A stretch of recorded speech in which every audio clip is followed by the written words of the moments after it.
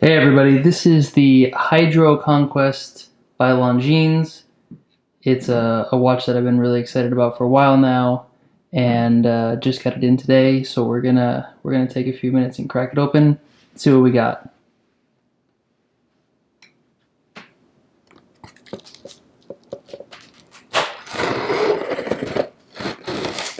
So Longines, they have a distribution center in Secaucus, which is right near New York City, and that's where I live.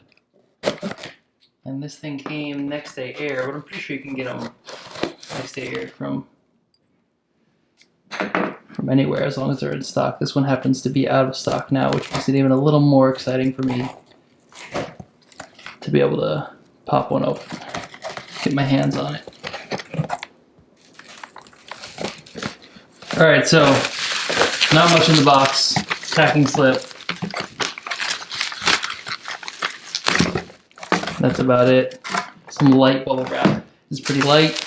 I like to see a little more packaging around it to make sure it gets to me safe, but it seems like everything's okay.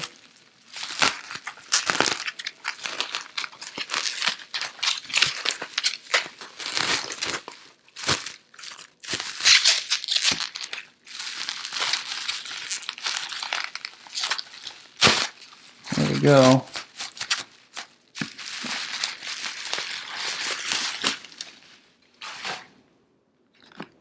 All right, cream colored box. Pretty standard. Nothing fancy, not an Omega box. Actually, not even as nicely done as the Christopher Ward C60 Trident. I did get to see these in the Longines store in the Oculus, right in World Trade Center, but they did not have the 41mm in black, which is what we have here. They only had the gray, so surprise, box in a box. So take that out. Very dark. Little Longines logo there.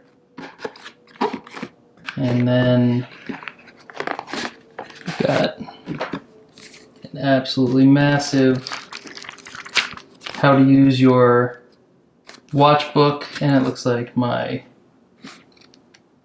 international warranty and customer service cards.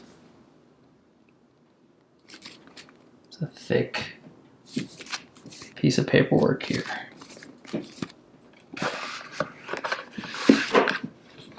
We'll put these aside for now.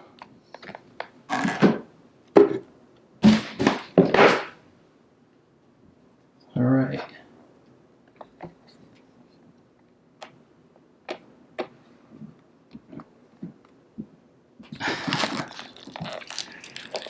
Not super well packaged for travel.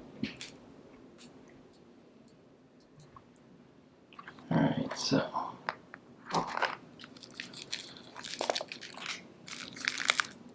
your standard plastic wrap, little hang tag for the store, which we don't need. This away.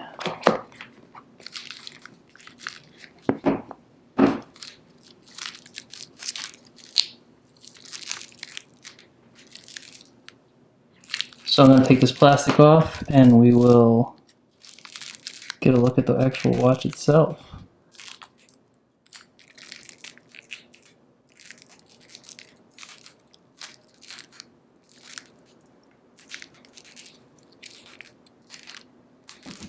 In case you're the kind of person who likes to see this stuff.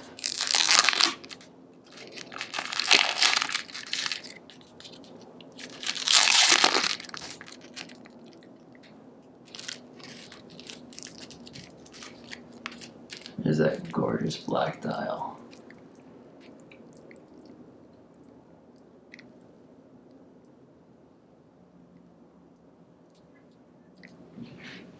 Let's get the rest of this plastic off. We're back with all that plastic off. I'm sure they put a lot on there to protect the super high polish that we're seeing on the center links of this bracelet, but it seems pretty excessive. Probably wouldn't need so much if they didn't use such light packaging. So this is a sunray dial, but you really can't tell that unless it's in bright sunlight.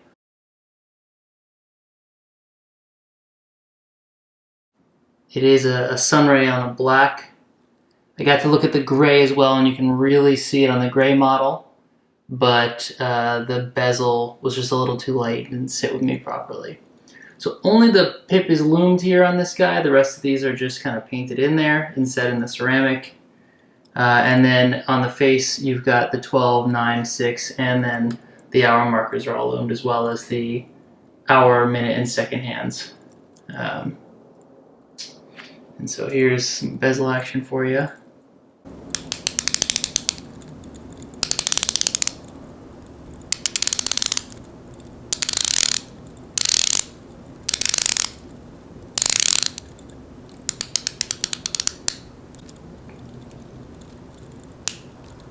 So that is a super crisp bezel.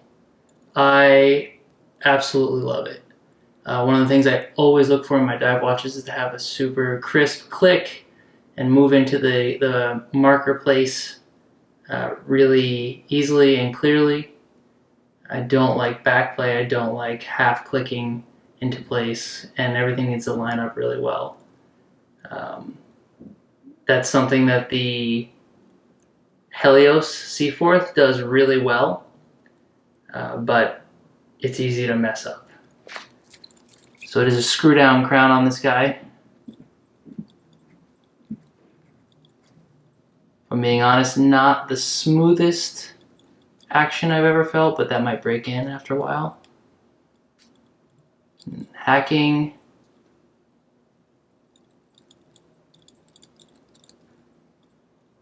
Pretty smooth set function.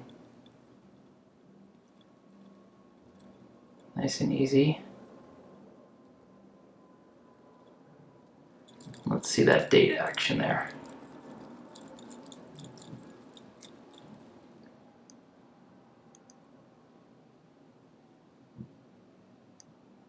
So she's starting to turn before we get near midnight, but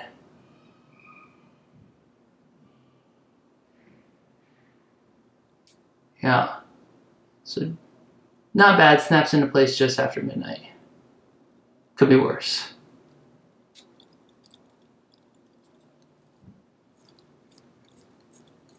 Now the crown guards do stick out quite a bit on this guy. I don't know if you're noticing that. They are pretty solid, pretty sharp, and they're not in the way when winding, but they're not making it any easier.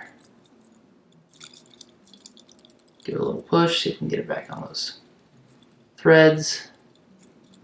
And there it goes in. Quite a bit of travel on threads. Could give you a kind of a secure feeling. Better than only a small bit of travel in the threading. This is a screw down case back here. And with the Longines logo embossed in there. Let's get that last piece of plastic off.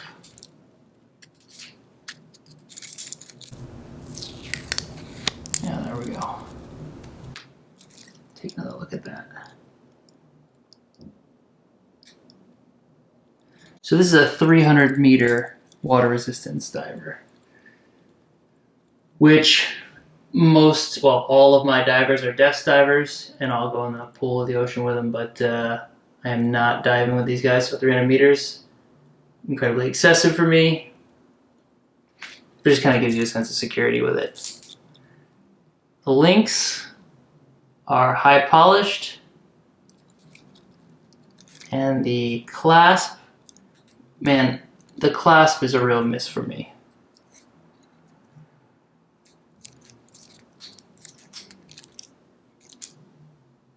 See if we can get that diver's extension out.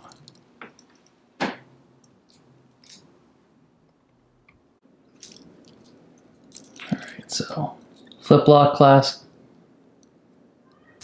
flips it up, and then it's just a tension clasp at that point right there. So these two pieces here fit inside this It's not a milled clasp. It does have a diver's extension though, and so that will pop out there. When you look at this next to something like an Omega or even a Christopher Ward, that glide extension that they do on both of those makes a big difference in daily use, and I really wish that was something that they had included in this watch. It does have some small micro adjusts there, but small is the key in that phrase. So again, high polish on the sides of the bracelet, high polish in the center, brushed on the edges, more of a satin finish actually. You know, this watch is definitely made to shine a bit, give you a little bit of glitter for your wrist.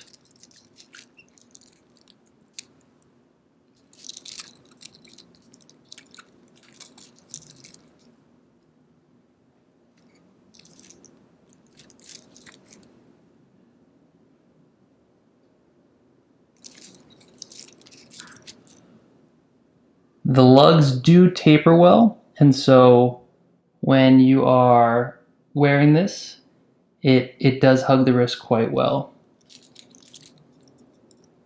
So let's see if we can give you a little shot of that.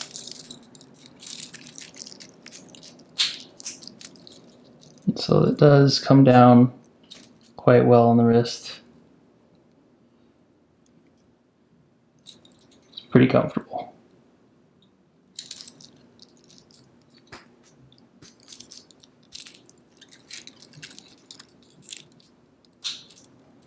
Something that bothers me, so I know that Tudor, which isn't far from this price range, use a lot of ceramic bearings. And they do a really good job at hiding anything like this. So you can see this is a brand new watch, direct from Longines, and it's already scratched on the clasp there. Let's see if I can get that in focus. And that's just because it is a metal, it's not even a ball bearing at this point. On this one here, it's just a metal pin that's been pushed in, stamped in on the inside of the clasp there. And that obviously it scratches on its way down. So, you know, with micro brands, you can find a lot of watches in this price range that will give you a lot more for what you're paying, but for this guy, it's all about the style. This one looks great to me. So this is a 41 millimeter. They make a 43 millimeter. Not a huge difference. Great for somebody that's looking for a watch with more presence. I was hoping that this would be in a 40, but 41 is just about as good. And so this has got the caliber L888 in it, which is a modified ETA, and that modification gives it 64 hours of power reserve, and that's a big draw for me. I mean, you know, when you look at, again, the Tudors, they're looking at around 70 on a lot of their in-house movements. 64 is getting pretty close. The ability to put it down for a few days, come back and have it still running, you know, grab it in the morning and go is really nice. Not have to worry about setting the date, whether you're AM, PM. So I'll throw out some stats here for the rest of it. All the measurements, lug width. Again, the lug to lug is great on this. This distance is, you know, really, really comfortable. And the lug width on this is 21 millimeters. 21 millimeters is an aggravating size. You know, why they couldn't make it 20, it'd be easy for them to push it in a half millimeter on either side. Or even better, they could thin out the lugs a little bit and make her 22. I think that would make a big difference. You could swap out the straps. Maybe that's their reasoning behind it. Maybe they want you to buy their OEM straps, but you know, it's a pretty big drawback. So I will throw up some stats on this guy.